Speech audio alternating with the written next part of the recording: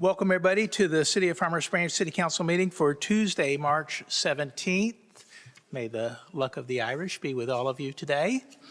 So first up will be our invocation and then our pledges. I would like to invite Pastor Sandy from Hope City Church in Farmers Branch to come up and lead us in our invocation this evening.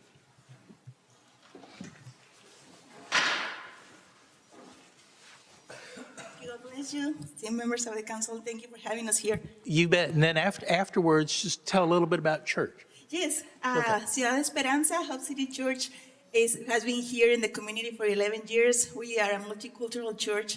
We have 3 services in Spanish and English, and it's our honor to serve the city. The name of our city means that we are the light of the world. That's what Jesus said in Matthew 5:14. We are the light of the world. A city on a hill cannot be hidden. So this is our vision. That's our mission. That's why we're here, trying to be a blessing into this community and just to finding resources for our people. So we serve in schools. We serve in the streets. We're trying to keep our community safe also, and just trying light and transformation to the people.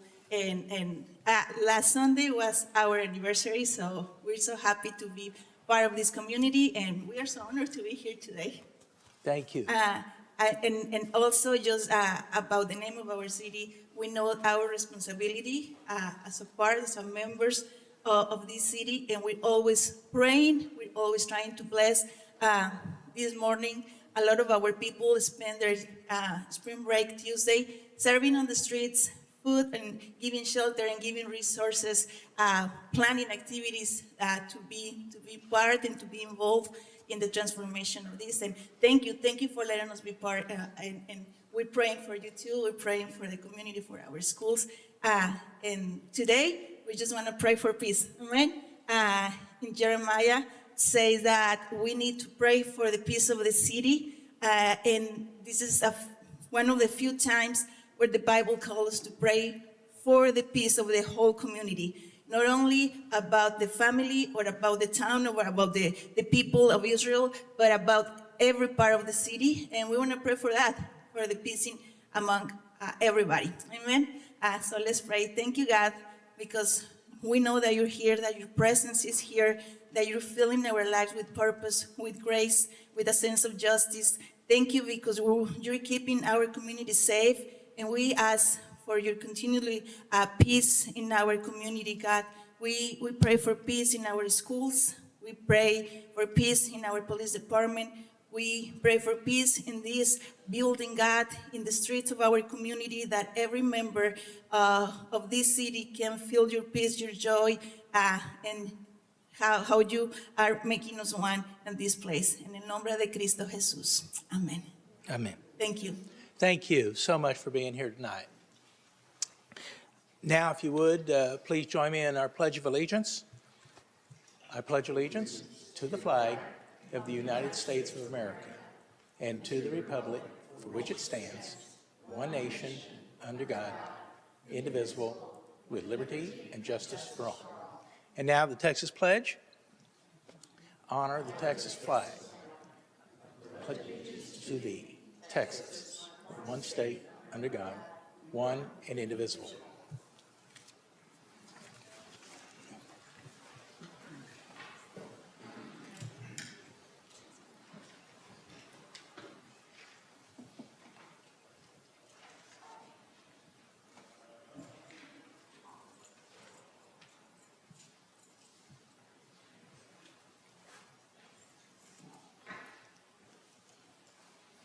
So this evening, we actually have 3 ceremonial items. One is a proclamation to Meals on Wheels. Is Inga here?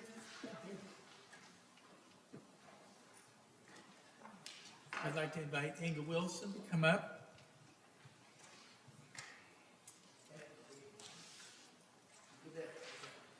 So it's my honor and privilege to present Meals on Wheels with a proclamation honoring the Older Americans Act Nutrition Program. This proclamation recognizes and honors the vital contributions that Meals on Wheels, whose dedicated efforts support the health, safety, and well-being of seniors in our community. Through the delivery of nutritious meals, regular wellness checks, and meaningful social connections, Meals on Wheels helps older adults maintain their independence and continue living safely in their own homes. Their work not only addresses food insecurity among seniors, but also strengthens community bonds and enhances the quality of life for some of our most vulnerable residents. For over 50 years, Meals on Wheels has provided nutritious meals and social connections to seniors. These services help older adults, as I said, maintain their health, independence, and safety while living at home alone. Meals on Wheels is supported largely by volunteers who deliver essential services to seniors and individuals with disabilities, and have continued to serve communities reliably during economic challenges, disasters, and emergencies as the senior population continues to grow. And I was really interested to learn that this program was actually started by the Older Americans Act in 1965 by President Nixon. So for over 5 decades, this landmark law has supported our nation's seniors and helped to fund community-based organizations such as Meals on Wheels. And Meals on Wheels is still the only federally funded program designed specifically to meet the nutritional and social needs of older adults. So I'm not going to read the whole proclamation, but we know that Meals on Wheels serves nearly 14 million seniors that are threatened or experience hunger. And about half of those seniors are lonely. And 1 in 3 Meals on Wheels programs has a wait list of seniors waiting on average 4 months for vital meals. So I want to take this opportunity to thank Meals on Wheels for what they do in Farmers Branch, as well as in the rest of the Metroplex area. And it's my privilege to honor and proclaim March of 2026 as the month celebrating senior nutrition programs, and I urge every community member to take this month to honor our senior nutrition programs, the individuals they serve, and the volunteers who care for them. We hereby recognize the Older Americans Act Nutrition Program and Meals on Wheels for their heroic efforts to end the wait and help combat senior hunger and isolation in America. Thank you all. I just want to say on behalf of the Meals on Wheels organization, we appreciate the support that we get out of Farmers Branch and all of Dallas County. And if anyone is ever interested in volunteering to deliver meals for us, feel free to, you can go to volunteer.vna.texas to sign up to volunteer. But what we do every day in the community is crucial to making sure that our seniors are fed and that someone is providing daily safety checks. And the work that we do is very meaningful to myself and all of the people that work in our organization. So thank you.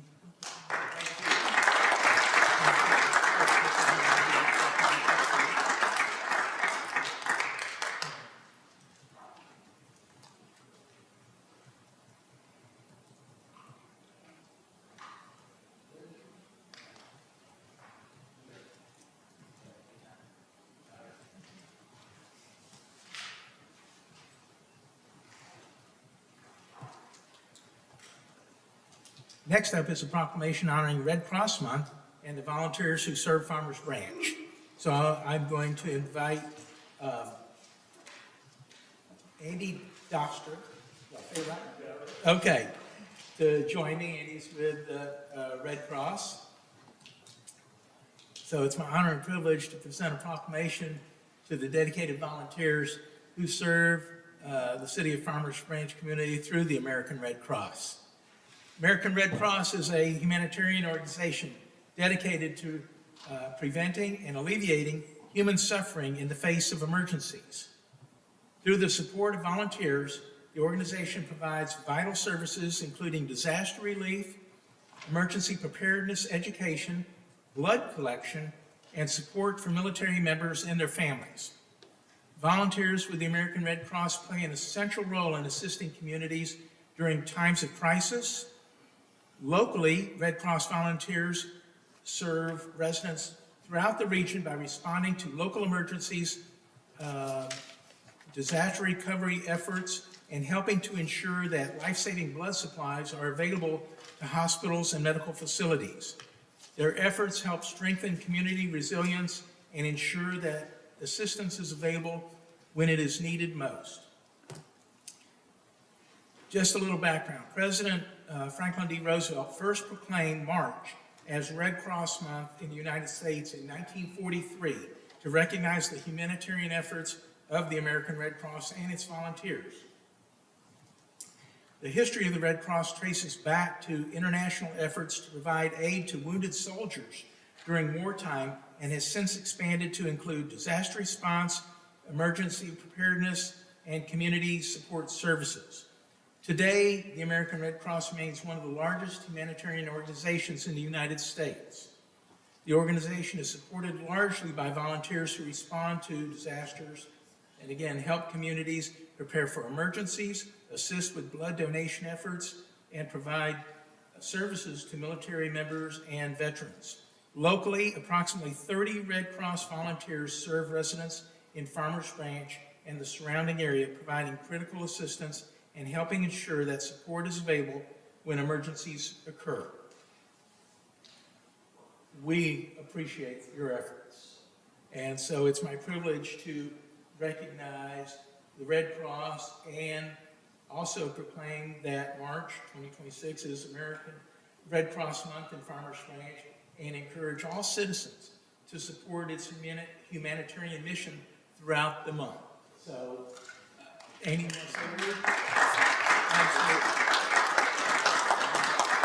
Well, good evening, everybody. Thank you so much, Mayor Lynn. Appreciate that, Council. Appreciate the time.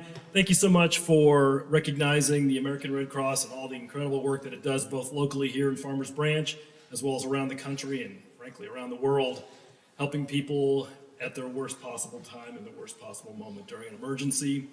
If you're looking to volunteer and you don't have a lot of money and you don't have a lot of time, I got an answer for you. You can donate blood. Take you 15 minutes, doesn't cost anything, and you can save lives. There's a donation center the American Red Cross has on LBJ, like between MacArthur and Beltline. If you guys ever been over there, 15 minutes in and out, and you can change lives for the better. Doesn't cost anything, doesn't take much time. Sorry, honey, you gotta be 18. Thank you so much, and have a great evening. Yeah, thank you so much. Appreciate it. Take a picture.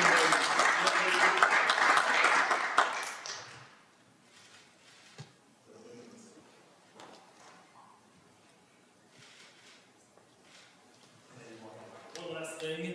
We brought a little gift for you, Mayor Lynn, and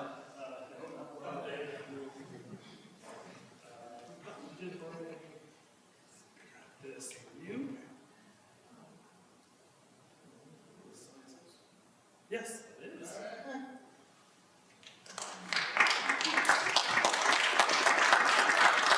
And if it's okay, let me give this to the manager. This is for the fire department, for your police chief, fire chief, and first responders. Amy, thank you so much.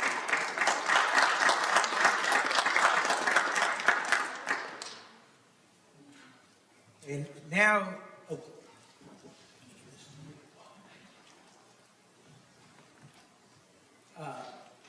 this is not on the agenda, it was left off, but this is Ms. Wong from the Korean American Elders Elders Association. Association. Yeah, it's a long time. So I'm going to turn this over to you to make your presentation. Hi, my name is Ruth Huang, and I am presenting an award to Major Lynn Terry, or Terry Lynn, sorry. I was military, so I'm used to saying the last name first and then the first name last. But I just wanted to thank him for the support that he has given to the Koreans and the Korean community, and I hope he doesn't stop. And I am very happy to have met him, and he seems like a nice fellow. What do you guys think? And I am very happy to show him how much we appreciate that he supports the Koreans, the elderlies, our Korean restaurants, and the Korean barbecues. And I don't know if you listen to any K-pop or BTS or anything like that. Great. So I just wanted to present an award to him and tell him thank you. And there you go.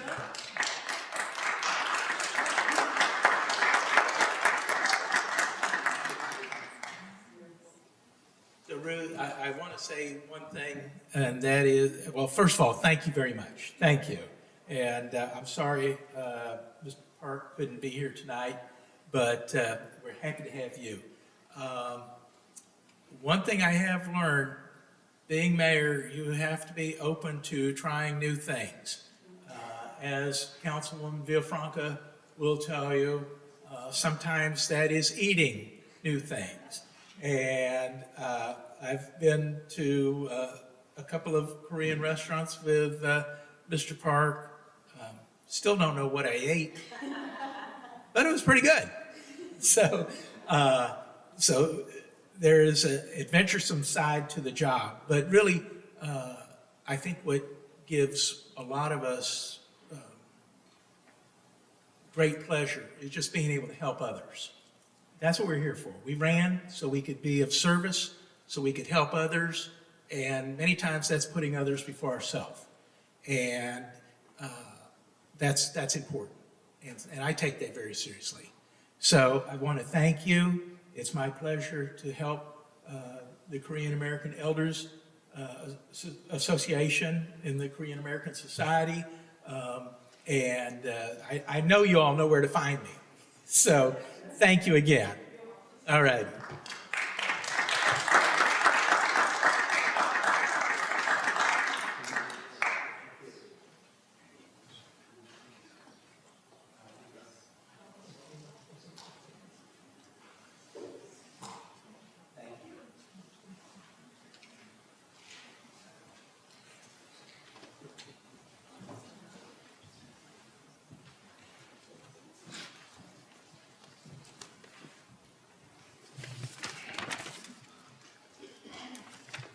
Next up will be our items of community interest.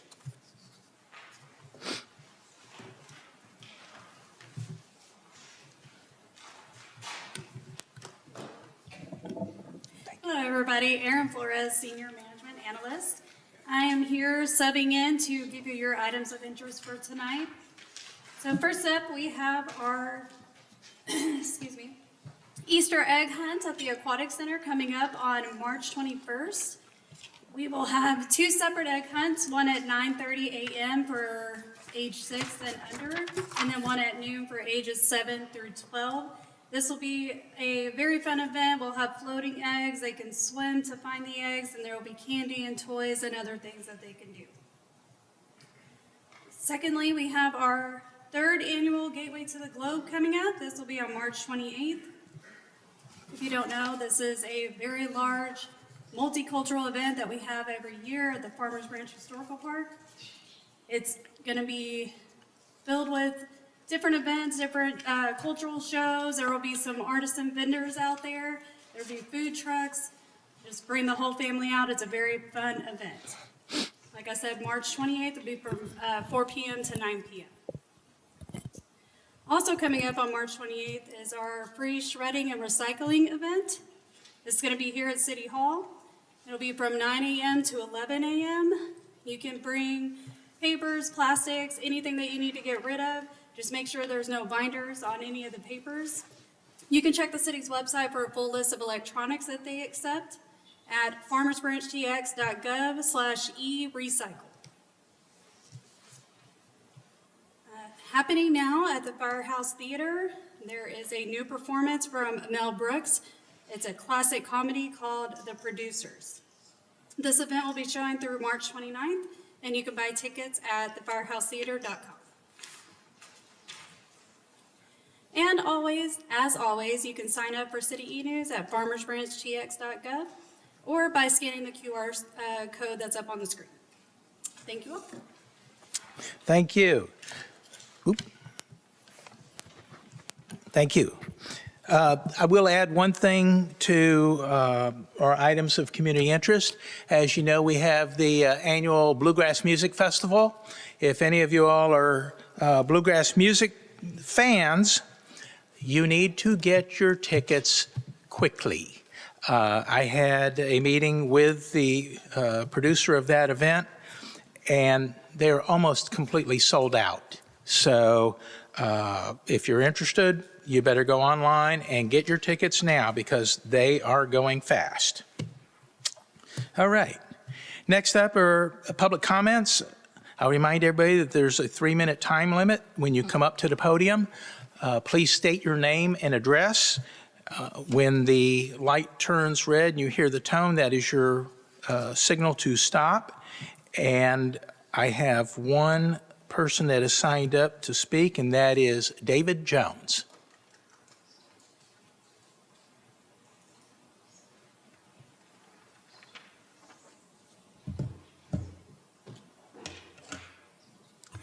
My name is David Jones, and we own a home at 3554 Golfing Green Drive, and we're here this evening to thank City Council for calling off our election in May, which could have resulted in residents in Farmers Branch voting to pull out or dart. We recognize the fact that this was not an easy decision, and we are here tonight to let you know how much we appreciate your thoughtful consideration of this very important issue of public transportation. Your thorough analysis of the impact that this decision would have on the residents of Farmers Branch and your discernment regarding the impact of your vote would have on the residents of Farmers Branch, regarding the impact of your vote, along with votes from leading member cities, Irving and Plano, led to your making the right decision, which ultimately benefited the greater good of our region. After a professional career in business development and sales and many years of successful negotiation of multiple complex agreements, one learns that nothing provides clarity and focus like a deadline. It is also very common that as deadlines become imminent, the negotiating parties on either side often make significant concessions and/or offer a variety of incentives to get to an agreement that does not result in either side getting everything that they want, but does get us to a yes.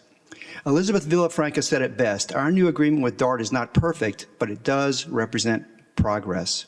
To Terry Lynn, Ben Williamson, Joira Tareen, and all of the behind-the-scenes staff who worked so hard on this agreement, your steadfast commitment to do what is best for the residents of Farmers Branch is to be commended. To Lupe Gonzalez, while you are the newest member on City Council, you are off to a great start because you listened to your constituents. To Tina Bennett Burton, thank you for your very thorough analysis of the financial ramifications of this decision on Farmers Branch. To Elizabeth Villafranca, your courage in pushing your fellow council members to call off the election was nothing short of inspirational. To Roger Neal, you are to be commended a second time. In September, October 2024, we were on a misguided path which would have resulted in us cutting back hours at our recreation center, our natatorium, and our branch connection. When citizens pushed back against cutting back the hours at these beloved facilities, you listened to us then, and you listen to us now. During our February 24th meeting, 21 residents, 84%, spoke in favor of calling off our election in May, and 4 residents, 16%, spoke in favor of having an election. As a resident who spoke in front of this august body 9 times on this issue, including tonight, we thank you. We thank you again for listening to your constituents. We thank you for making the right decision, and we thank you for your time.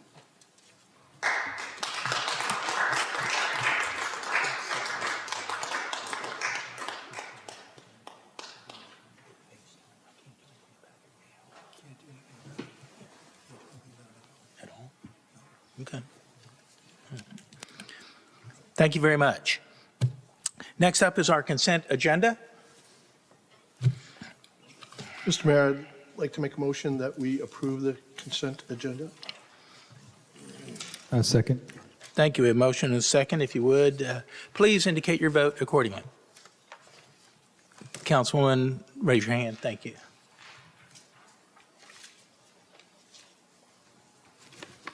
Motion passes unanimously. Thank you very much. Next up will be our public hearing, item K1.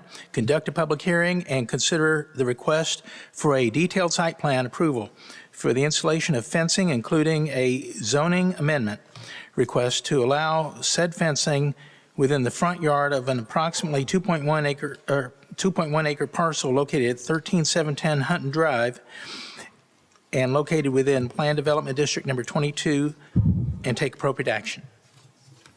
All right, well, thank you, Mayor, and well, thank you, Mayor, and thank you, Council. Good evening. It's a privilege and a pleasure to be presenting before you this evening. I'm Brian Campbell, planner with the Planning Department, here to present to you tonight on the detailed site plan for 13710 Hutton Drive. And so this is the subject property. It is zoned Plan Development District Number 22. And before I continue on in my presentation, I just wanted to briefly explain what a Plan Development District is for the benefit of everybody here and everybody who might be watching from home. And so when it comes to zoning within Farmers Branch, our zoning districts can be divided into two overarching categories, of the first of which are what we refer to as our straight zoned zoning districts that are governed by the Comprehensive Zoning Ordinance, which include our single-family residential districts, local retail district -1, -2, light industrial, and so forth. And then for the second category, of course, we have our planned development districts, which they're their own separate zoning districts, separate and away from any other zoning district in the city. And so you can think of the ordinances that govern these various PDs as essentially a mini CZO. And so I know we planning staff bandy about terms like planned development districts all the time that are germane to us, but may not be to others. So I just wanted to take a moment to provide that brief education. And so, as I said, this property is zoned PD 22, and this is a detailed site plan with a zoning amendment request to allow fencing within the front yard. And so the applicant is Tubsing. They provide various services to various clientele related to data centers, power generators, and related equipment. They operate an office warehouse facility out of the subject property, with the warehousing component being used to distribute the equipment they provide to their customers. And so given the sensitivity of this equipment and their overall business operations, they are seeking approval of a detailed site plan with a zoning amendment to allow the installation of fencing within the front yard. As I explained in my staff report, currently the Code of Ordinances prohibits fencing within the front yard for any property within the city, hence the need for approval of a zoning amendment.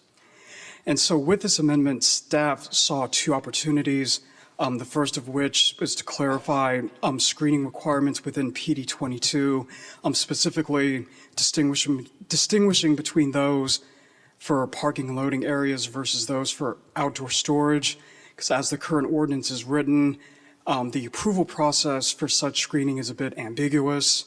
So with this amendment, we are proposing that for areas for use just for parking and loading, that in lieu of the masonry wall, you can install a wrought iron fence, with the location being approved via detailed site plan, administratively approved by planning staff, versus areas being used for outdoor storage, which will still require the masonry wall, the location of which will be approved via the detailed site plan included in the approving SUP ordinance. And so given all that, the applicant is proposing to install the fencing as illustrated on the site plan on your screen. This fence will measure 8 feet by 471 feet, with the two gates measuring 8 feet by 30 feet each. In addition to maintaining the existing landscaping on site, the applicant is proposing to install additional landscaping along the fence perimeter in order to provide additional screening and enhance the property. No other changes to the site are being proposed at this time. And so turning to the recommendations of the Farmers Branch 2045 plan, the plan does designate the subject property as industrial. With this land use designation, the plan does recommend a series of single-use, industrial-only uses focused on employment, business, and industry. And so with that, the recommended land uses are office, research, industrial, manufacturing, warehousing, and distribution. And so, given that the applicant's proposal is consistent with these recommended land uses, and the proposal will be ancillary to business operations, the proposal is consistent with the Farmers Branch 2045 plan. And I will also point out that their proposal has the potential to enhance their business operations by providing an additional level of security. I can affirm that all proper public notification procedures prior to the February 9th Planning and Zoning Commission meeting and tonight's City Council meeting were followed. And at the February 9th meeting, the Planning and Zoning Commission did unanimously recommend approval of this request. And in between these two meetings, staff did receive 2 letters in support of the request. And with that, that concludes my presentation. If you have any questions, I'd be happy to take those. We do have the applicant here with us as well, should you have any questions for them. Otherwise, I thank you all for your time this evening. Thank you all very much. Thank you very much. So we will start at my left here with Councilwoman Gonzalez. For the applicant, will the fence come around the whole front of the building or just partial? It's a little hard to see on the map.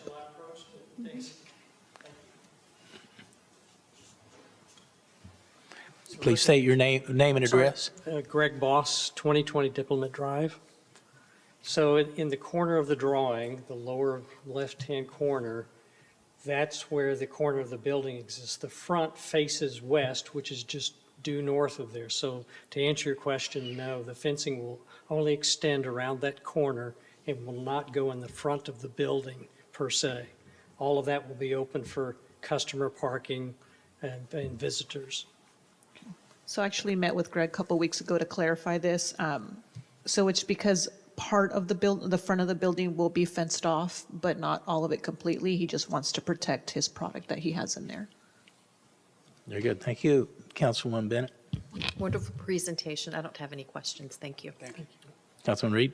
Yep, thanks for a very thorough presentation. I have no questions either. Thank you. Councilman Neal. Thank you, Mayor. Thank you, Brian. Great job as usual. I also want to commend the Planning and Zoning Committee for this. I think they asked all the appropriate questions, and therefore all my answers have been provided by them. So thank you very much. Councilwoman Villafranca. Thank you so much. Great presentation. Thank you for being in Farmers Branch. Farmers Branch is open for business. We appreciate you. Thank you. Thank you. I don't have any comments. This is a public hearing. I don't have anybody signed up to speak to it. So we'll entertain motions. Mr. Mayor, I propose or make a motion that we close public hearing. Mayor, I'll second. We have a motion and a second to close public hearing. All in favor of closing public hearing?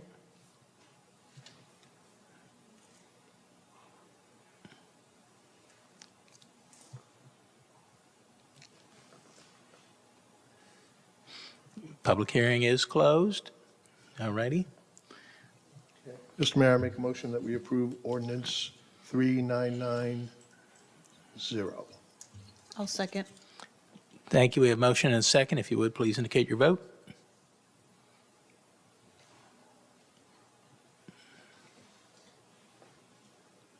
Motion passes unanimously. Thank you very much. All righty. Thank you, all. sir. Thank you very much. You bet. Thank you, council. Yes, sir. Next up is item K2. Conduct a public hearing and consider approving ordinance number 3992, amending the comprehensive zoning ordinance of the City of Farmers Branch by amending Chapter 94, subsection K, to extend the garage conversion amnesty program to July 31st, 2026, and take appropriate action. Good evening, Mayor, Councilwomen, Councilmen. Thank y'all for having me come back up here today and present this to you. Our garage amnesty program was originally brought to y'all back in July of 2024. It was approved then for an 18-month program. That program has come to its end and ended on July 31st of 2026. Through council's direction, we wanted to council would like to extend that program to July 31st of 2026. And we have wrote the ordinance to amend that section again so that we can extend this program and keep it going for our citizens to come forward and make their structures legal. And at this time, I will be glad to answer any questions that y'all may have. Thank you very much. Councilwoman Gonzalez. I don't know, I'm not a fan of this one, but can I just make sure I understand? If they do not comply by the end of the new 6 months, they will not be able to get a permit at all, correct? They can get minor repair permits because we don't want the home to fall into disrepair. But any type of major permits like a remodel or addition, they would not be able to attain that unless they converted it back. And if they sell it and the new homeowner, the same rule applies to them, they won't be able to get a new permit? That is correct. That's the part that I'm not a big fan of part. I don't think it's Yes. fair that the new homeowner should have to take part in that. I kind of wish we could adjust that before we go on, but that's just my comment. Yes, ma'am. When was the original ordinance written? For the garage conversion or the garage being required around the year of 1999. Okay. And there was a provision in there at that time that clarified that there was basically a shot clock on it. Yes, that is correct. Okay. So in 2024, we just brought it back forward to extend the shot clock that had already been expired. Okay. Yes, ma'am. And we're extending that again. I agree with Councilwoman Gonzalez. I'm not a huge fan of this one. I'm just not a huge fan of this one.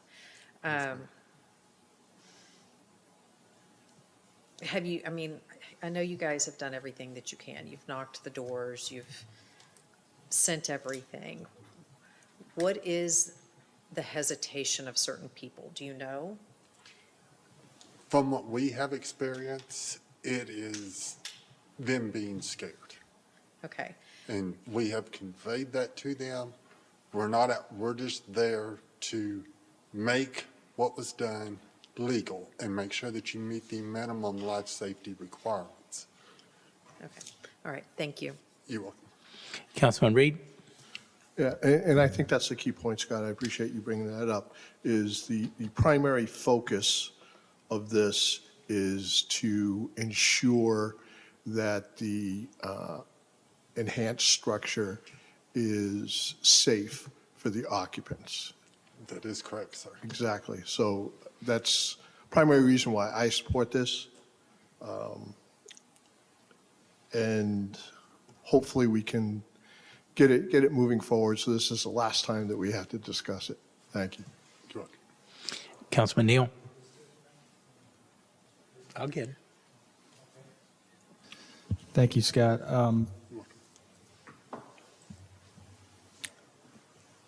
I'm also was hoping that we might be able to get some sort of a status update since the last time regarding how many homes there have been identified as needing this garage conversion amnesty, how many have participated, and how many are left to be considered. Would like to know the feelings of the council here if we could delay this until maybe a May or June timeframe, at which point you could provide us of the 1,300 or so homes originally identified, that there still remains 25 or 500 or something to that effect. And I have close to that answer. you do. So, yes, sir. So currently, right now, we have completed 213 of those homes. We also have currently in the process in various stages from being held on application submittal to waiting on the inspection to happen, 86 more homes that are in those stages that we will be working on to get those completed, as well as reaching out to the other roughly 600 to 700 homes that have not came forward yet. Okay, so my original understanding was there was around 1,300 total, or? Yes, and we Thereabout? eliminated a lot of them that they were not illegally converted, that still was a garage, or Right, right. we found permits to allow them that they did convert. So out of that 1,300, if I did quick math here, we still have 600 or so left Yes, sir. that would be considered non-compliance? Correct. Okay. So, yeah, I don't, do you have any sense or feeling as to how many more between now and, say, May or June might come into compliance of the other 600? So that we're somewhere in the 50% neighborhood so far of.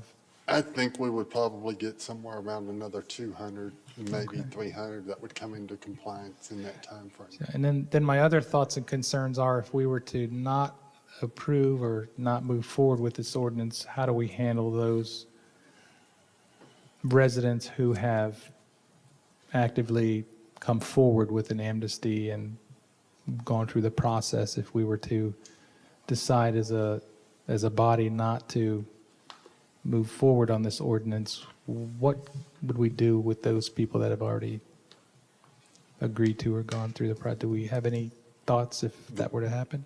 The ones that had applied prior to July 31st or on July 31st, we would keep working with them to complete their permit.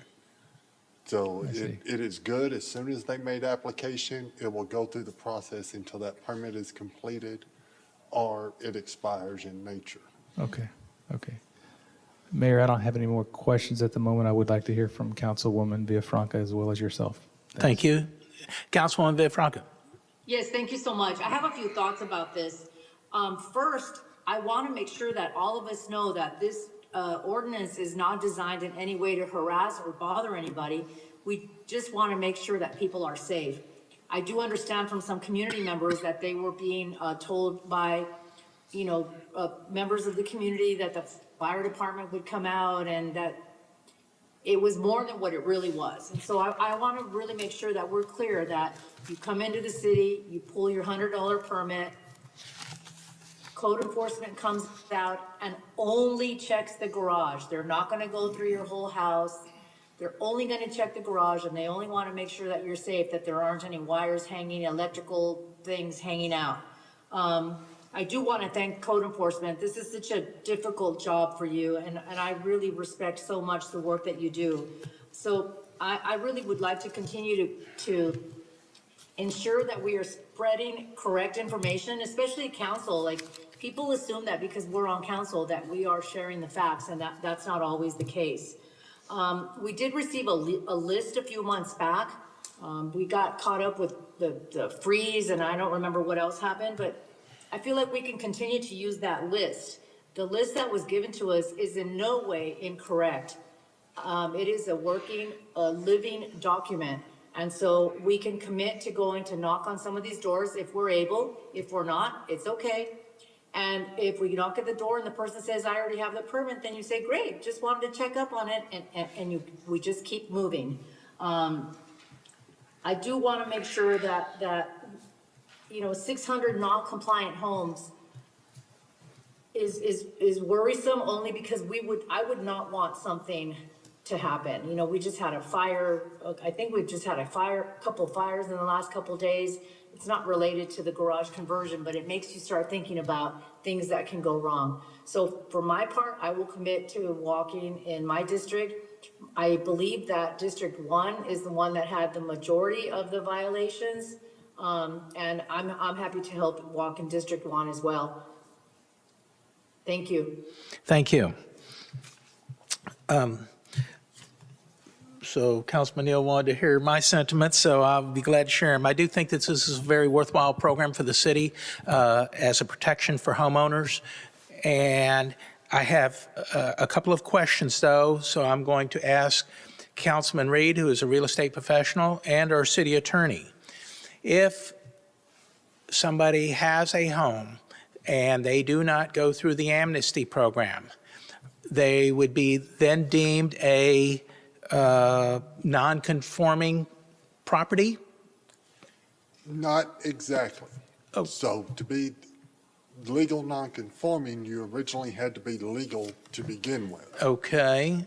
So they would just be deemed an illegal with the conformance of that structure. So my question to my real estate professional, super friend, is would they then have to disclose on any seller's documentation, if they ever went to sell their house, that they have a latent or known defect because their house is not conforming to full inspection? Every individual selling private residence is required to fill out what is called seller's disclosure. And in that, they should be listing any known defect, liens, anything along those lines that could interfere with the transference of the property. The key factor there is known. You know, they can always say, I did not know. The person purchasing the home could, if they find out after the fact, go back after the original seller. And, you know, this is where, you know, we could get some guidance from the attorney, whether they feel it is worth it or not. So they should be, number one, they should be taking care of the situation. They should be ensuring that they and their families are safe in the home in which they live. I think that is the utmost priority. Secondly, as a responsible seller, they should be disclosing anything along those lines.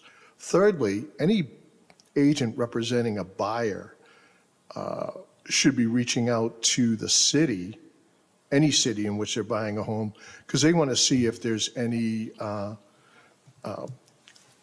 outstanding liens, anything from a permit perspective, things that might have been done that, and confirm whether a permit was pulled, whether it's a new roof, even a hot water heater, anything along those lines to ensure that the buyer is covered. That's what a responsible real estate agent would do. So hopefully that answers your question. It gets me part of the way there. So you said the key phrase, responsible real estate agent, which is very key in this situation, as we know there might be some real estate agents who don't do all the necessary steps. And so that would lead me to ask, if a real estate agent was to contact the city and say, hey, I'm interested in, my client's interested in buying this house, can you tell me if there's anything outstanding about it? Yes. Is this, one, are they able to get that information when they call City Hall, or do they have to jump through hoops and fill out forms? How easy do we make that so somebody can effect a sale on their property? So we make it as easy as possible. So this is not a question, and we do get asked this question quite often through the year. But it's not a question we can just answer straight over the phone. We have to do research. So they can either apply for the open records request, or they can allow staff to take that time and do the research. And then we get back to them through that email of this is what we found, this is what's outstanding and needs to be corrected, or we found no violations. Okay. So now I will ask my city attorney, if somebody goes to sell their property and they do not or did not take steps to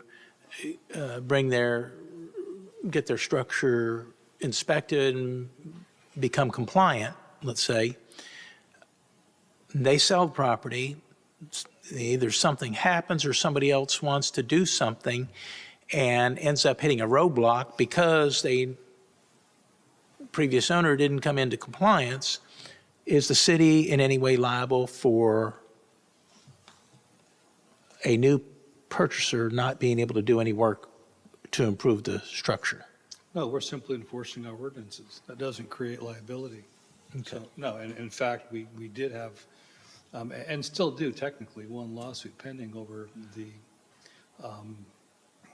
program that we've got. An individual had gotten a citation filed suit in the state district court. The judge in that case dismissed the case, but before she dismissed it, she held it in abeyance pending the resolution of the amnesty program. So if the program is extended, then the case will be dismissed in July or August after July 31st.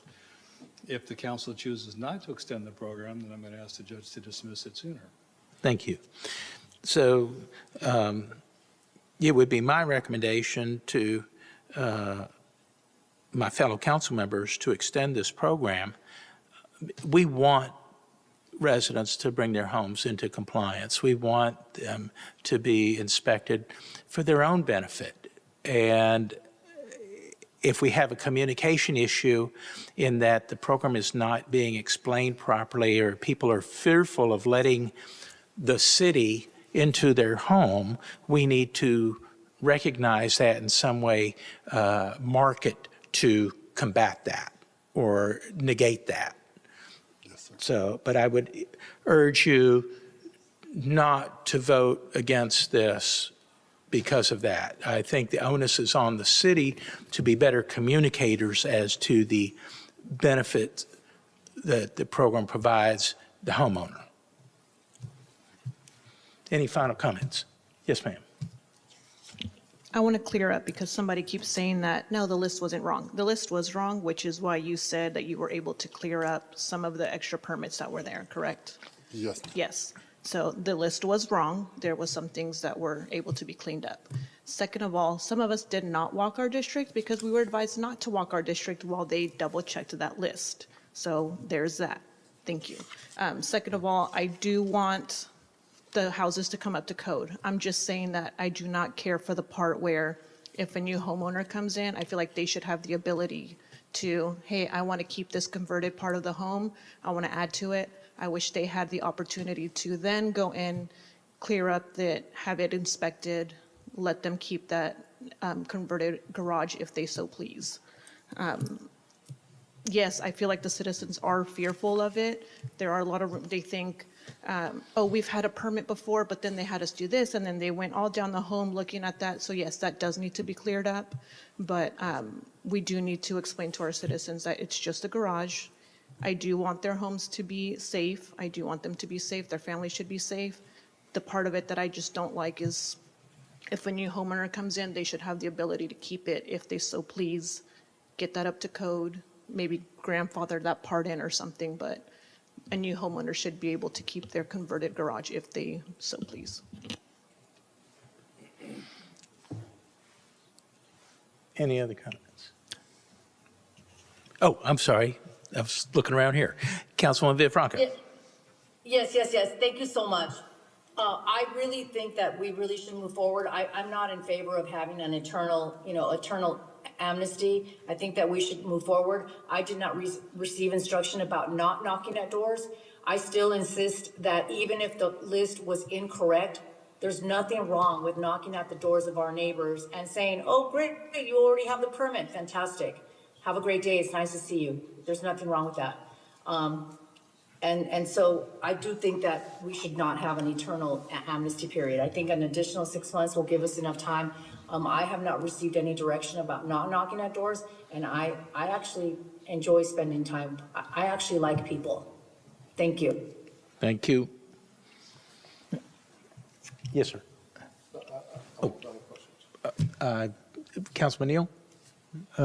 Mayor, item K2, I'd like to move to close the public hearing.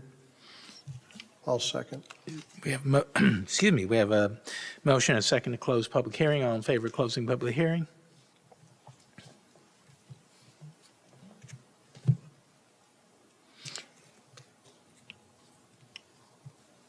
Motion passes.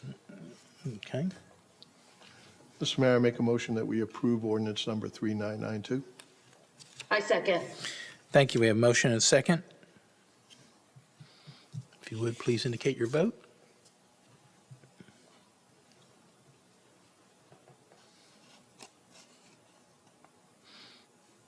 Motion passes. Thank you very much.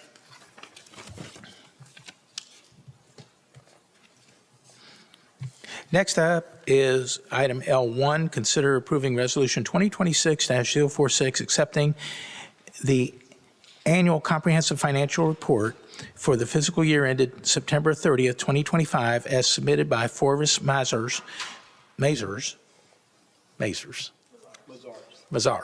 okay, LLP, and take appropriate action. Thank you, Mayor. Sorry. Good evening, Mayor, City Council members. My name is Jay Patel. I'm the Finance Director for the city, and tonight we're here to present the city's annual comprehensive financial report for fiscal year ending September 30th of 2025, as well as our independent external audit as required by our city charter. Now, before I kick things over to our auditors, I am happy to share with you all that the city has received a clean and unmodified audit opinion, which is the highest level of recognition or assurance that can be received by a city.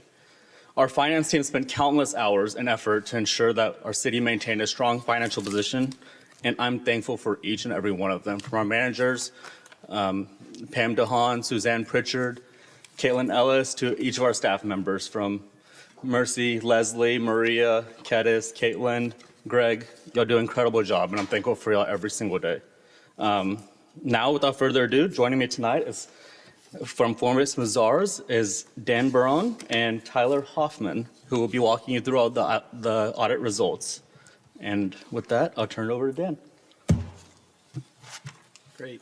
Thanks, Jay. And thank you, Mayor and council members, for having us here this evening. Really appreciate the opportunity to be able to walk through the results of the audit. We will walk through our results. We'll talk a little bit about some of the upcoming pronouncements that are coming up, and then we'll also have time for questions as well, too. That's the most important thing, is that we are able to answer questions. And don't hesitate to stop us at any point in time if you do have any questions. So, and with that, I do want to thank Ben and Joaria and Jay. Jay thanked his team, but it's really a lot that's involved in getting your internal controls over financial reporting, your internal controls over your federal awards, and to put together your annual comprehensive financial report and get the really good results that you're about to hear. That I acknowledge their hard work and their leadership, and I also want to thank the mayor and council members here too. It is really y'all's leadership and governance that really sets the tone and drives down and really sets the policies and the controls for the city. So I do want to thank you all as well too. I think it's a team effort. As mentioned, my name is Dan Barone. I'm the engagement partner, and with me is Tyler. Tyler's the manager. Works with us, with your management team and with our team to make sure that we address all the risks and that the audit is performed in accordance with generally accepted accounting principles and generally accepted auditing standards and government auditing standards as well too. As I mentioned, we'll walk through and talk a little about the audit scope. We'll talk about future pronouncements and a few other matters, and then we'll leave time for any questions that you may have about our audit, our approach, and our results. I just wanted to a little bit of background about our firm. So we are a new firm, but we're really not. It's a new name. As the mayor said, Mazars, and that's because a lot of people don't know who Forvis Mazars is. We were actually formed Forvis 3 years ago, a combination of two national firms, BKD and DHG, and this past year we formed an international affiliation with Mazars. So we are a truly international and a national firm now, operating, and so we do have over 850 plus public sector audit clients within the United States, and we are the number 3 provider of single audits in the United States. So we are a large firm. As you can see here, this is kind of our footprint throughout the nation. So we do have offices in every major city, and we do work in pretty much every state in the United States. One of the things that we're most proud of is what we call our unmatched client experience. So we have these independent surveys that are done, and we really take a lot of pride. We reach out to our clients after our engagements to see how we did, and this is very telling here. So this kind of just benchmarks us up against some other, not just within other accounting firms, but within the different industries as well too. And I'm proud to say that our public sector team has scored highest in this results the last few years with a 95% approval rating. So that's one thing we're proud of. A few other things just to kind of remind you of, that, we all know about, there's a lot going on with AI these days. And so, as the city and as everybody out there, we do take that into consideration. We do look at and use those tools into our audit. So we know it's something that's out there and that's driving every single industry. And we also like to make you aware of the cybersecurity awareness training. I'm sure you all are aware of it, but we always like to remind council members about that training. With that, I'm going to start and just kind of walk through at a high level the results of our audit, basically our deliverables. These are the 3 reports that we issue. So when you look at your annual comprehensive financial report, you'll have opinions on those financial statements. And those are our financial statement opinions. And we say opinions because we do look at all the different major funds, and we give opinions at each of those different units. It's not all together. There's really different opinions that we give on your financial statements.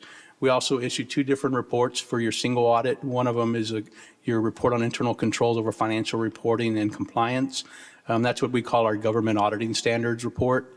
And then we also issue a report on your major federal awards programs.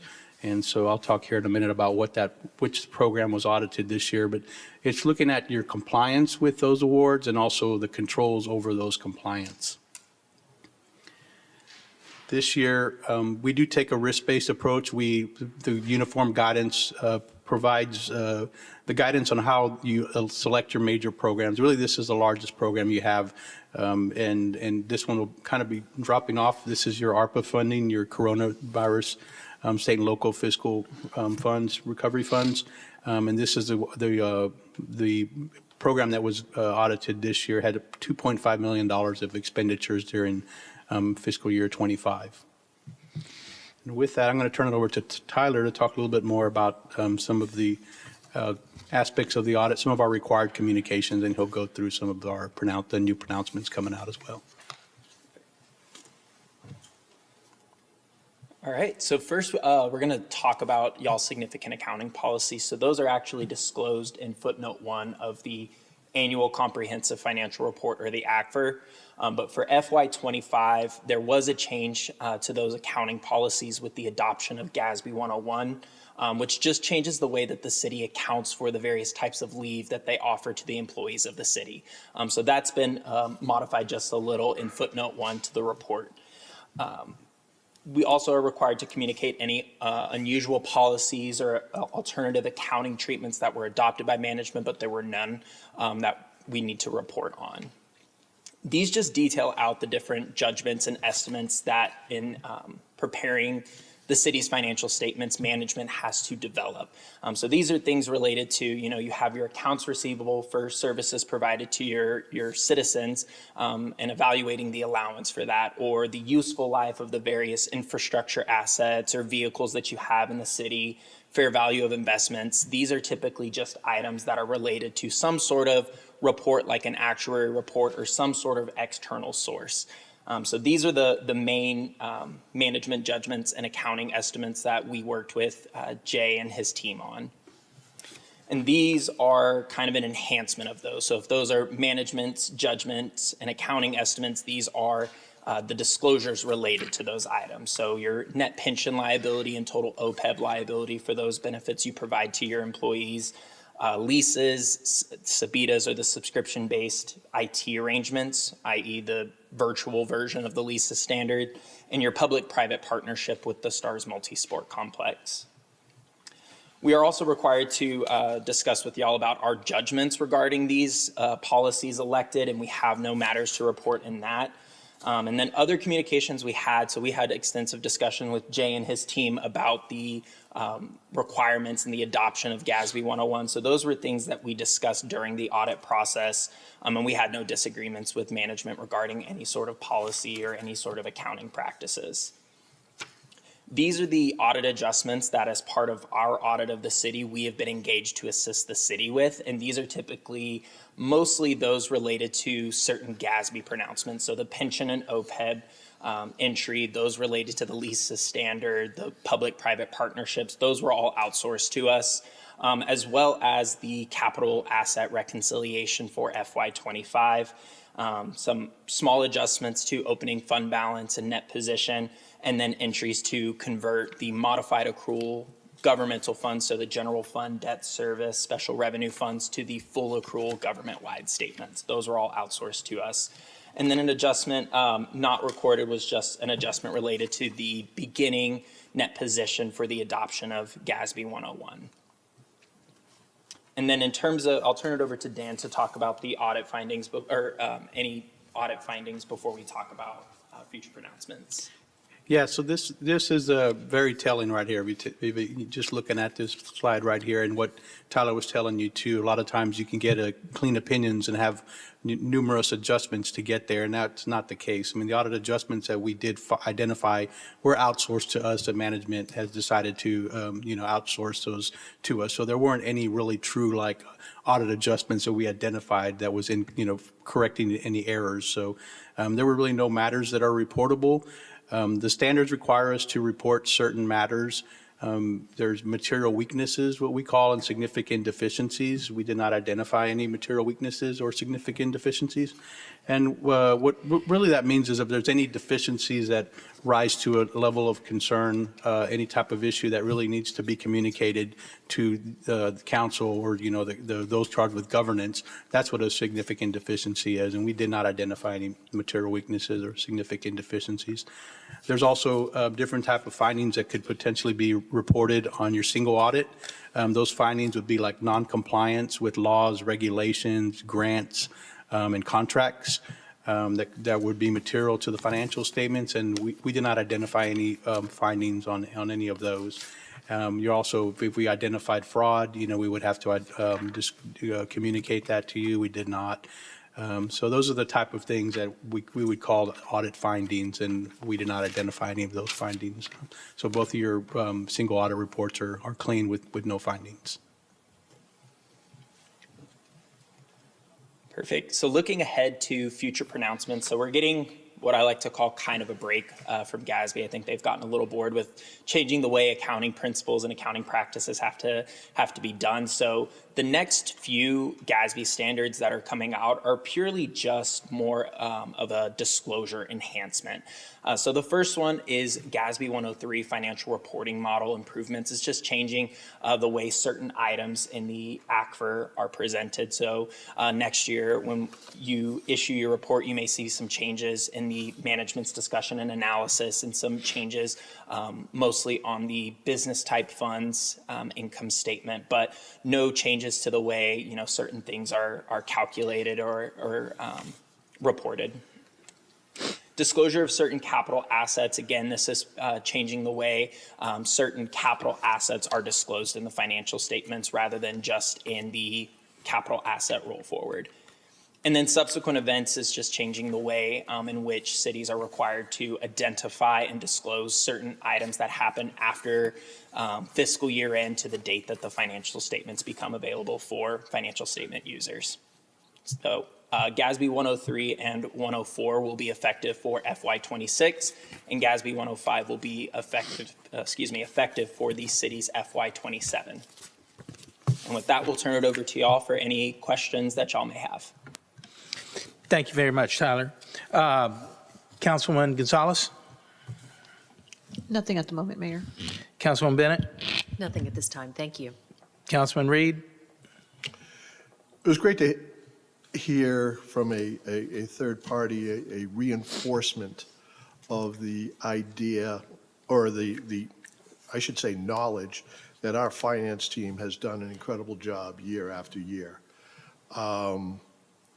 And to know that we rated so high, the highest, or they rated the highest, gives us as a council, well, I'll speak for myself as a council member, and I hope I can speak for everyone, the greatest confidence in our finance department to lead us moving forward. I know you guys spend so much time, nights, weekends, especially during the crunch time, to get this done, and sometimes it might seem unappreciated, but just know that not only are we impressed by the quality of the work that you do, we're appreciative. And when I say we, in this case, I'm going to speak for the whole city in regards to making sure that the finances of the city are clean, and we feel comfortable knowing that everything is accounted for. You know, transparency is a huge buzzword, and knowing that everything is there, everything is out in the open, and from a third-party group saying that, yeah, what they're saying is accurate and everything is above board, it just gives us the warm and fuzzies. So I just want to say thank you to you, your team, everyone that's involved in that, because I know every department contributes to this. So it's not just, you know, the finance team is fantastic. It's not just the finance team. It's all the other departments as well, because they have to contribute. They have to provide their numbers. They have to provide their assessments. They have to provide their budgets and all this stuff. So it truly is a group effort for the entire staff of the city. And from me, I just want to say thank you all for not only a job well done, but the best job well done based on this third-party analysis. Thank you. Councilman Neal? Yes, thank you. I would concur with Councilman Reed's support for our finance department. I think you guys do a fine job.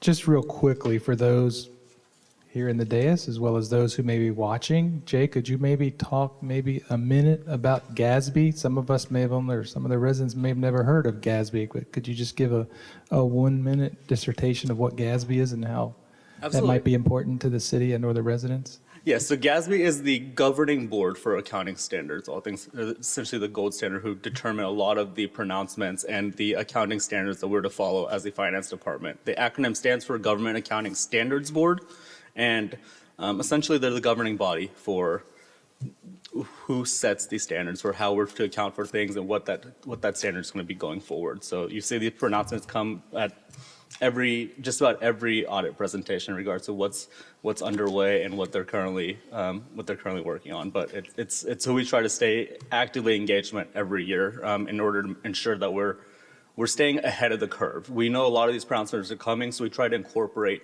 as we go in terms of just staying ahead of any significant changes that are underway. Thank you, Jay. I appreciate the looking forward in all of this. Just one follow-up. Is there any additional costs to the city by adopting the GASB standards?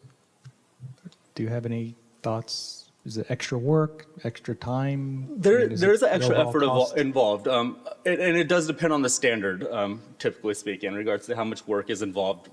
Compensated absences, which is the most recent one, GASB 101, was there's quite a bit of effort that went into just the calculations involved and peer studies, what other cities are doing, that kind of thing. But the next two, not as cumbersome as 101, so it does vary based on the GASB standard. Okay, great. Thank you. That's great.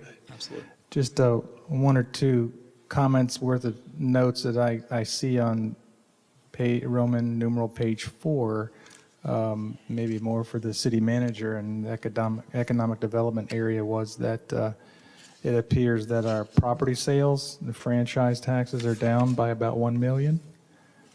I'd like to see what we can do to remedy that if there are such opportunities. But it's also worth noting to hear that our general fund has gone up by 9.8, almost 10 million. So that's very refreshing to know that we have that extra, and it appears that it has been going up for multiple years here. So just a couple of last comments there. Thank you, Mayor. That's all I have. Thank you. Councilwoman Villafranca. Thank you so much. Appreciate your presentation, and this is just more confirmation of all of the great things happening in our city. From the city manager to deputy city manager, Jay, and every single team member that makes this city the best city to live, work, and play in. Thank you so much, Jay. Thank you so much, gentlemen. Ben, appreciate your leadership. Mayor, thank you very much. Great job. Thank you. You're welcome. Jay, Ben, Dan, Tyler, I want to thank you for your work. I think one of the things that this does more than anything else is reinforces the fact that everything we do in Farmers Branch is transparent, okay? To say that a city is not transparent is the most idiotic thing, okay? And those who preach, we need more transparency. Show me a city who has said, well, we don't want to be transparent. Has anybody ever said that? No. Okay? Everybody wants to be transparent. So that's not a unique selling proposition for anybody to say. We actually do it. You confirm that we do it. And the fact that we have no matters that are reportable illustrates that we are not only meeting the new financial standards set by the Accounting Standards Board, they are implemented, and we're on target, okay? Now, if our numbers aren't right in terms of maybe we're overspending in an area or something, that's not your issue. So it's making sure that we are adhering to the standards. And so thank you all, and thank Ben and Jay for making sure that our city is being run in a well-formatted manner. And my team and I truly appreciate the level of support that we receive from you all and our city management team. So it's appreciated every day. So thank you all. Thank you. All right. So with that, Mr. Mayor, I make a motion that we approve resolution number 2026-046, accepting the annual comprehensive financial report. And I'll second that, Mayor. Thank you. We have a motion and a second. If you would, please indicate your vote accordingly.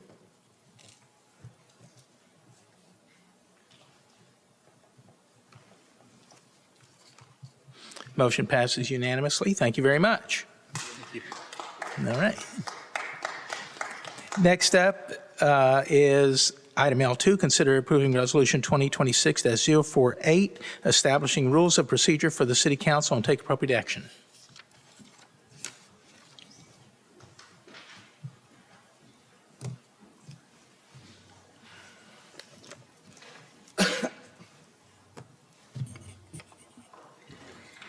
Hello, Mayor, Council, Aaron Flores, Senior Management Analyst.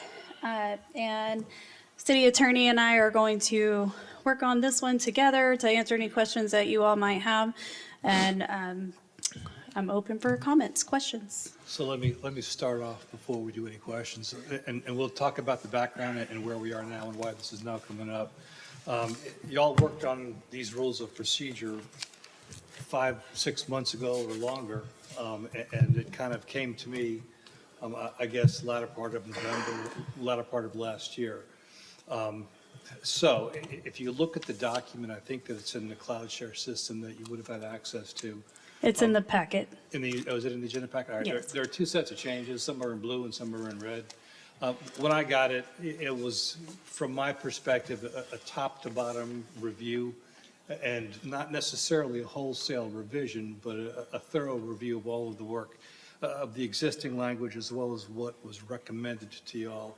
The stuff that had been recommended and that you had all talked about, I think I've tried to incorporate those revisions into this by reviewing the not the minutes, but the actual video from the meeting. I'm not sure if I got all of them right, but I'm pretty sure I got really close. So what I want to do this evening is simply go over the highlights, the major points that were changed, so that y'all can tell me I'm way off base or say that this is as good as your last audit report. Nobody got that joke. All right, so go through it quickly, and I'm just going to do the highlights, because there's a bunch of tinkering changes that I made that just simply change the grammar or revise the word shall to will kind of thing. On page 1, actually technically it's listed as page 4, but it's section 1, subpart D for executive sessions. There's surplus language that isn't necessary. Nobody else will be in executive sessions except members of the council, myself, city manager, and deputy city manager. In the event that there is a need for other people to be present, it will be extremely rare because those are supposed to be confidential. But on occasion, we need to have additional people present. Like, for example, we had I don't know, if we're doing personnel matters, we need to have the HR director present. If we're talking about a municipal judge, for example, we had the HR director and the finance director present. We need to have additional personnel occasionally, but it's going to be rare. So the language has kind of been shored up. In subsection E, recessed meetings, y'all can recess a meeting if you adopt these rules by a majority vote of the council or by the mayor. But if you do, a recess has to be up until the next regular meeting, or certainly no shorter than the period allowed by law for the posting of an agenda, which is roughly 4 business days, not 72 hours anymore. It used to be 72 hours back in the good old days. Going to subsection or subpart 2, subsection C, recurring and reconsidered agenda items. I know that every once in a while this is kind of talked about, and this may have been one of the items that y'all had discussed before my time.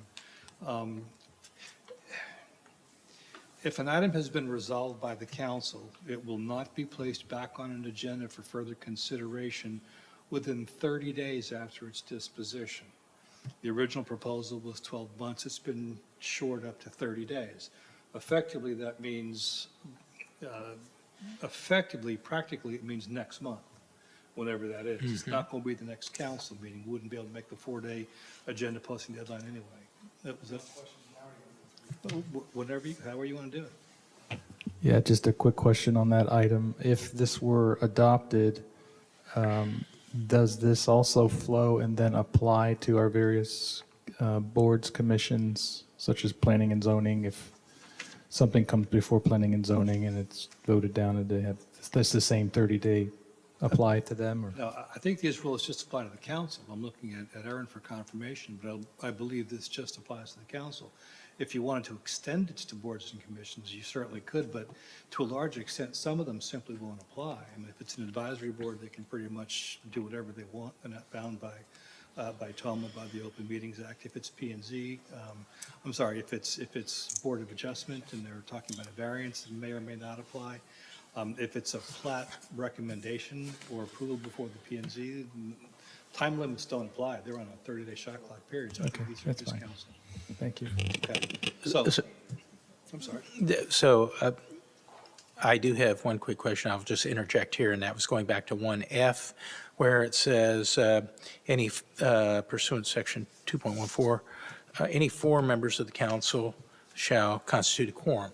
So if we change that in the charter to 3, that would have to be a charter change, not in this document. Under our Because charter, a then we would- quorum is 4 members. Yes. If the charter is revised and the election is successful to change the quorum requirement to 3, that would supersede this rule. That is one of the points that has been brought up by the Charter Review Committee, so, Yes, for and this consideration. rule would not supersede the charter. The Okay. charter would always trump. Thank you. So, once the council resolves the matter, whether it's approval or denial or whatever, it doesn't come back on another agenda for at least 30 days. There are 5 exceptions that are listed. Really, number 1, if there's a material difference in the new information, if new information is relevant, becomes available. If the council's initial decision was to table the item to a specific date, or if the motion to deny, for example, was made without prejudice, if the mayor or city manager determines that exigent circumstances exist, in other words, a pressing need, or the matter is used as a placeholder, it will come back or could come back on the next agenda as opposed to the next succeeding agenda, which would be 30 days out. I understand that you all talked about 12 months down to 30 days, and that's why it's there. Going to 3A, at the bottom of numbered page 6, Robert's Rules of Order will serve as a guideline. That, I think, was something that I'm recommending. It's not the law, and it's not the rule. It's simply a guideline, and most councils will follow them. We already do, whether we know it or not. We just don't follow them strictly or literally. They simply operate as a guideline, and the suggested language in here makes it clear that if the council were to take some action that was in violation of Robert's Rules of Order, it doesn't make a difference. It doesn't affect the validity of the action. So long as there's a motion and a majority vote that's reflected in the minutes, that's all that truly matters at the end of the day. But it's a good idea to use Robert's Rules simply as a guideline, not as a mandatory thing that you're required to follow. In Section 3G, motions, I added language that talks about a friendly amendment that wasn't listed or that wasn't detailed in the original version. I think it's important that you at least have language in there because if a motion's made and it's seconded and then some further discussion occurs and it's clear that the motion was insufficient or should be amended in some way, the easiest process is for the person who made the motion to agree that additional language or that change is a friendly amendment. And if the person who made the main motion agrees with that as well, it's a friendly amendment and that's what you'll vote on. If any one of those two, the movement or the seconder, disagree as a friendly amendment, then you can have a vote on whether the motion should be amended. It gets a bit complicated when you start talking about that level, but So there's a vote to accept the friendly amendment or not. no, there's no vote on the amendment. There's no vote on the friendly amendment. If I move that we say yes, I second that motion. But I think we should say yes with the following condition, A, B, and C. The movement says, I'll agree, I accept that as a friendly amendment. The person who seconded it said, I agree with that as a friendly amendment. And then you, as the mayor, will then announce that the motion is the main motion with that amendment. Okay. Okay? If any one of those two, the movement or the seconder, disagrees with that as a friendly amendment, then I make a motion that the primary motion, the main motion, be amended to include this additional language. That has to be a second, and then there has to be a vote on that amendment. Okay. You see what I'm saying? It gets a bit complicated after that. The vast majority of all cases, what will happen is the movement and the seconder will agree that it's a friendly amendment, and you don't have to go through that complicated process. Otherwise, if the motion to amend is unsuccessful and the vote is not good, you call the vote on the main motion not as amended. But if I'm here, I'll be able to guide you through the process if it ever happens. Okay. It just gets a bit complicated, but you do it a few times, it becomes pretty simple. 3K, remote attendance. You all have talked about a rule that requires members who want to attend remotely to limit remote attendance to no more than 4 per calendar year. And I think that language is contained within subsection K of section 3 as amended. In 4A, public speakers, it just simply does, the rule has been revised, but it simply states what we currently provide for and how we currently do business. We have a citizens input portion of our agenda. Anybody who wants to speak gets up to 3 minutes. They can say whatever they want to talk about. It is highly advisable that the council does not engage in discourse or conversation with people speaking at the podium. You might be able to if the mayor gives you permission because he's chairing the meeting, but it's highly inadvisable to do that. Let that person have their 3 minutes, let them finish what they have to say, and then let them sit down. If it's a matter that is not on the agenda and they're talking about it, and you engage in a discourse, you ask them some question, and then another council member makes a comment about it, then that's a discussion of a matter not on a posted agenda, and it's a violation of the Open Meetings Act. The best advice and the best practice is let speakers say what they want to say, give them their full time, and then consider what they have to say, but don't ask them any questions, and then don't talk about what they talked about. And I think that the revisions to Section 4 simply clarify that and make that clear. In 6B, there was a whole bunch of language that talks about, oh, by the way, I don't want to miss something that was one of my favorite things. I shouldn't say that. On page 11, it's Rule 4, subsection C, subpart 3, Roman numeral 3, III. There was language in there that didn't really make any sense, but if somebody's being unruly during a council meeting, there's a standard operating procedure, standard process. Someone is being unruly and being disruptive, the mayor calls them out and says, you're being disruptive, please stop. If it happens a second time, then the mayor says, please stop or else you will be ejected from the meeting. When it happens a third time, the person is then ordered to leave the meeting. The language that was in this existing provision, in the prior provision, really didn't make any sense. But we have officers present, and that officer will then, after the third offense, the mayor will direct them to leave. That officer will escort them out of the room.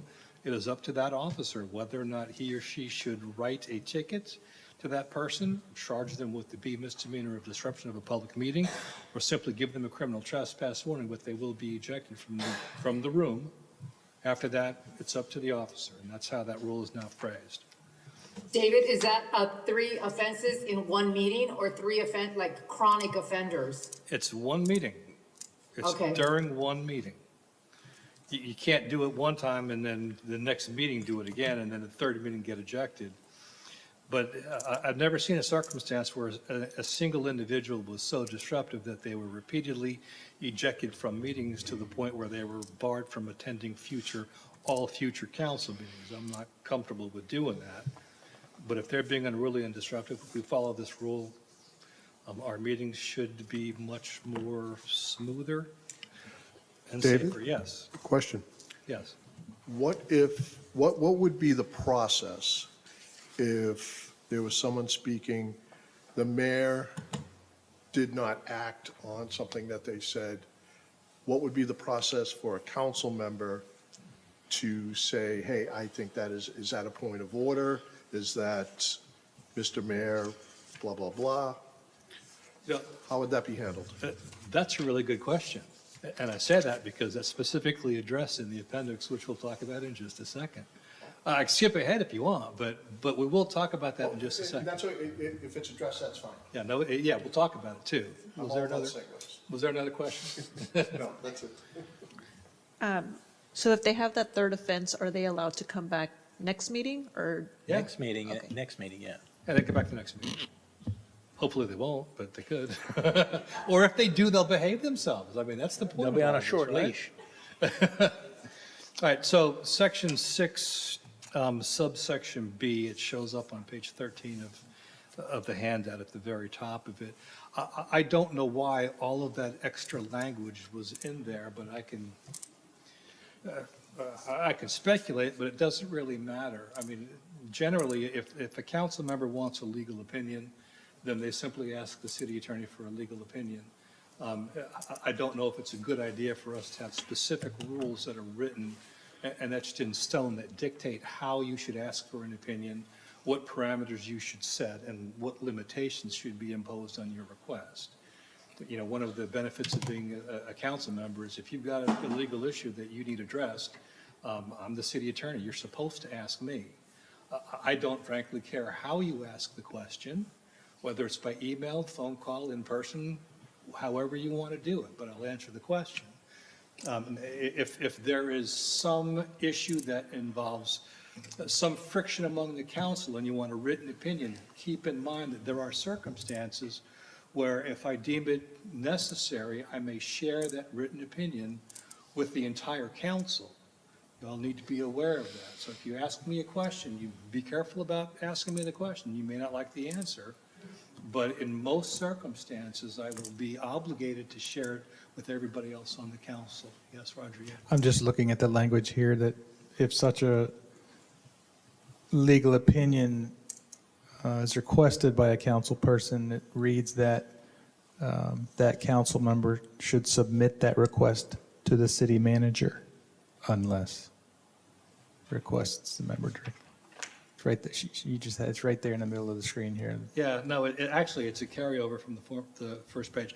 For formal legal opinions or advice from the city attorney made outside of a meeting, you should submit it through the city manager unless it necessarily requests that you ask me directly.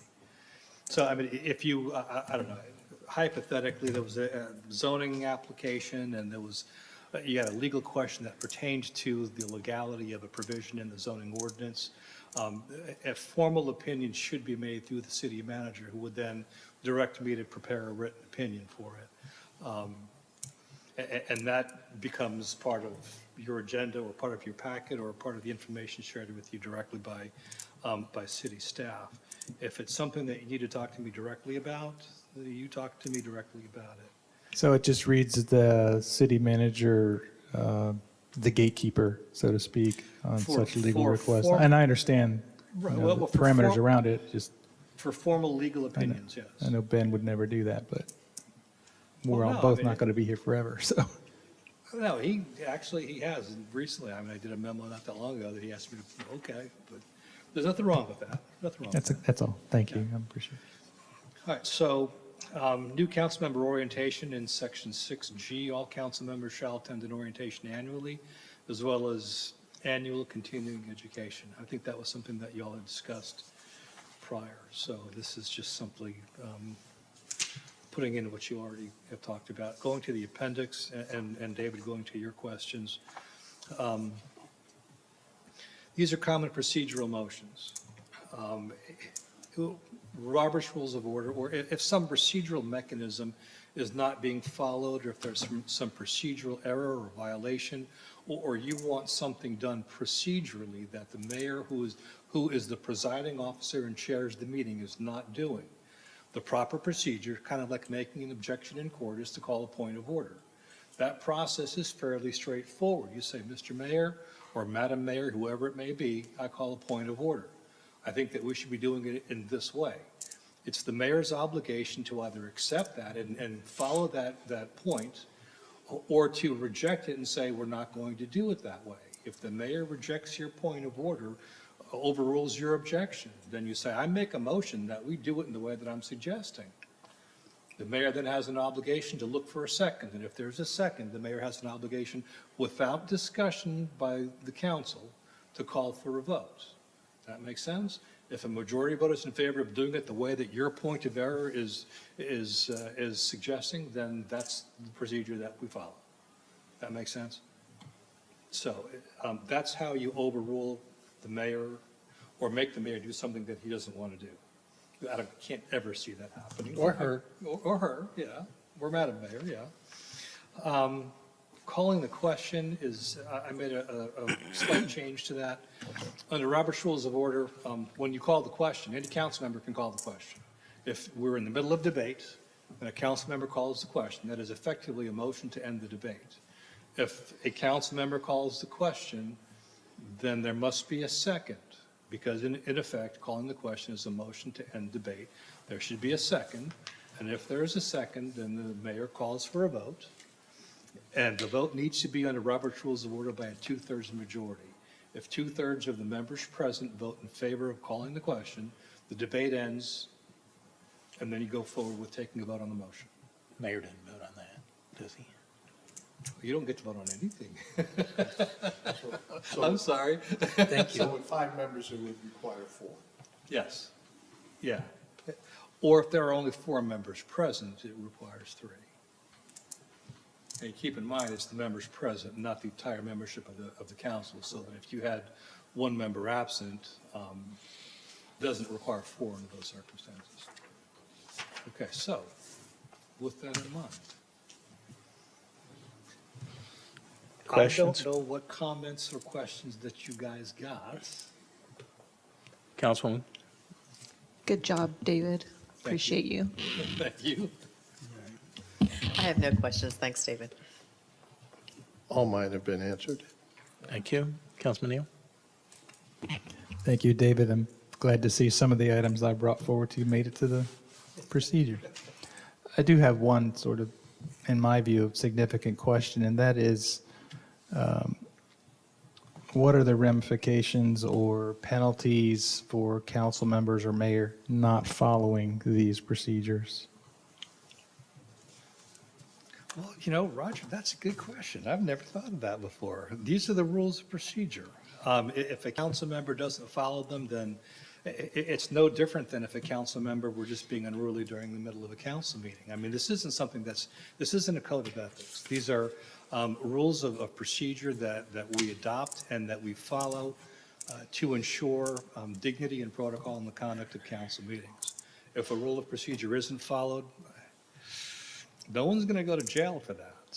And no I one's understand. gonna I go- just- No one's going to get, Just want to make the point that there's really not much penalty no, there doesn't need to be. ramifications for not following, although I would fully expect all of us on council to abide by the rules and procedures, certainly. So, yeah. But Thank- it's a good question. There are no sanctions. Thanks. Yeah. Councilwoman Villafranca? Thank you for being our city attorney. This is so much easier to follow and smoother. Not to be that person, but in the case that someone were chronically removed from the chambers for unruly behavior, do we want to add any language to that? I'm here at National League of Cities in DC, and I've been speaking to some of my colleagues throughout the country, and I've heard some stories.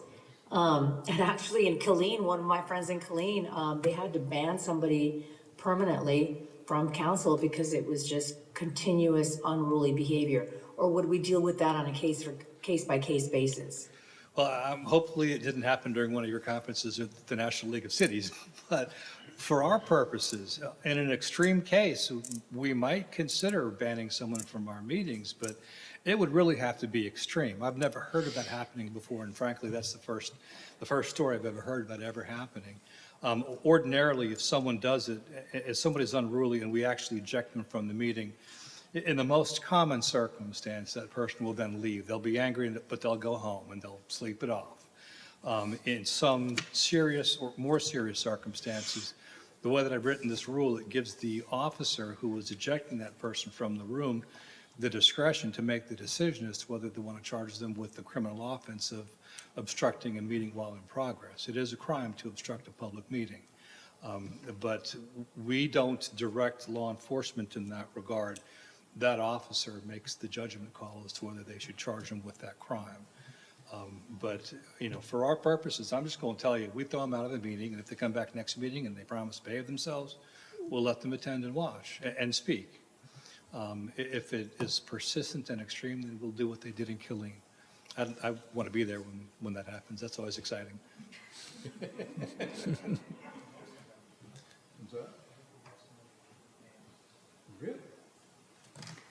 We did one time. Yeah. Anything else? This item is marked for action. Mr. Mayor, I make a motion that we approve resolution number 2026-048, establishing the rules of procedure for the city council. I'll I second. Thank you. A motion is second. If you would, please indicate your vote accordingly. Mayor, can we vote by hand, please? Because I'm not back there. Sure. Hand vote. All in favor? Motion passes unanimously. Thank you very much. Thank you. I do believe we have one item out of executive session. Mayor, I move to approve the sale of these properties, 13012 Hartside, 13706 Hartside, 13904 Hartside, and to authorize the city manager to negotiate and sign on the city's behalf any necessary documents to accomplish this sale. I'll second. Thank you. A motion is second. If you would, please indicate your vote.